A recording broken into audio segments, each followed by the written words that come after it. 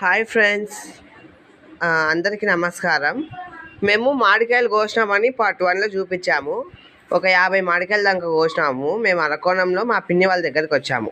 CISF మా బాబాయ్, ఎందుకు ఆయన దగ్గరికి వచ్చాము తిరుపతికి వెళ్ళడానికి.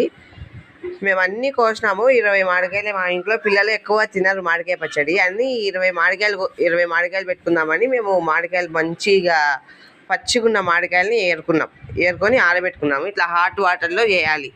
ఈ ఒక్క మామిడికాయ ఇవన్నీ హాట్ వాటర్ అండి, గోరువెచ్చని నీళ్ళు. ఈ ఒక్క మామిడికాయ ఎందుకు పెట్టామంటే ఇక్కడ మెత్తగా ఉంది. ఇందాక ఒక మామిడికాయ మెత్తగా ఉంది, కోసినాము, దాంట్లో ఒక పురుగు వచ్చింది. అందుకు నాకు డౌట్ వచ్చి ఇది తీసి పెట్టాను పక్కకి. ఇక్కడ దెబ్బ ఉంది, మచ్చ ఉంది ఇక్కడ దీనికి, అందుకు కోద్దామని తీసి పెట్టాను. ఇవన్నీ పచ్చడి పెట్టుకుంటున్నాము. ఫస్ట్ హాట్ వాటర్లో ఒక అర్ధగంట సేపు నానబెట్టుకొని వట్టిగా బట్ట తీసుకొని, మనం బనియన్ ఉంటుంది కదా టీషర్టు, అది తీసుకొని తుడుచుకున్నాను. ఇంకా అది ఇక్కడే పెట్టాను. ఈ క్లాత్ తీసుకొని తుడుచుకున్నాను. ఇట్లా చున్నీ మీన పల్చాను, చున్నీ మీన ఉతికిన చున్నీ మీన్నే ఆరేసినాను, ఫ్యాన్ కింద ఆరేసినాను.